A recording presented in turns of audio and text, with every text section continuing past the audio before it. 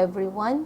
In this video, I'm going to discuss about multiplication property of equality. When we say multiplication property of equality or MPE, it states that if we multiply the same number to both sides of an equation, the sides remain equal. So for example, we have A is equal to B. A times C is also equal to B times C. So to understand it further, let's have an example. So for example, we have 5x is equal to 40. So again, we are going to find out what is the value of x. So by using the multiplication property of equality, we can find the value of x. So first step, we are going to isolate x. So to isolate x, we are going to multiply both sides of the equation by 1/5 or 1/5. So then after that, simplify. 1 times 5x is equal to 5x and 5 times 1 is equal to 5. We all know that there is 1 in here. And then 40 times 1 is equal to 40 and over 5. Now simplify. 5 divided by 5 is equal to 1. So it will become x here. So bring down lang natin yung x. Then 40 divided by 5 is equal to 8. So therefore, the value of x is 8. So, or you can use this easiest way in solving this equation using MPE. So just divide both sides by 5 to isolate x. So always remember kung sino yung kasama, kung ano yung number na kasama ni x, yun yung magiging divisor natin. Okay? So divide both sides by 5. So it will become like this. So 5x divided by 5 is equal to x, and 40 divided by 5 is equal to 8.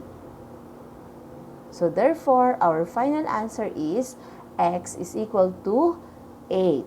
To check if our answer is correct, so same process, we are going to substitute the value of x to the given equation. So 5x is equal to 40. So substitute the value of x, which is 8. So 5 times 8 is equal to 40. Now, 5 times 8 is equal to 40. So both sides are equal. Next is example number 2. Negative 9x is equal to 36. So first, we are going to isolate x. So we are going to divide both sides by negative 9. So negative 9x divided by negative 9 is equal to x. And 36 divided by negative 9 is equal to negative 4. So therefore, x is equal to negative 4. So now we are going to check if our answer is correct. So substitute the value of x to the original equation. So that is negative 9x is equal to 36. So substitute the negative 4 to x. So negative 9 times negative 4 is equal to 36. So 36 is equal to 36. So the answer is correct. Next example number 3. For example, we have x over 3 is equal to 12. So again, we are going to isolate x. So multiply both sides by 3. So 3 times x over 3 will become 3x over 3.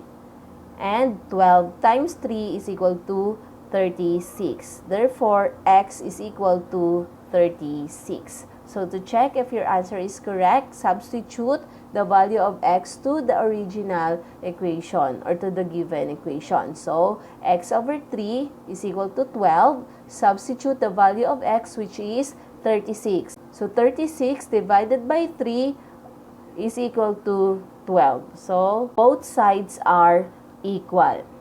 Now, it's your turn. Solve the following equation using MPE or multiplication property of equality. If you are my student, please answer it in your notebook. If not, try to answer it and write it in the comment section. Next lesson, solving multi-step equation using APE and MPE. Thank you for watching. Happy learning, everyone!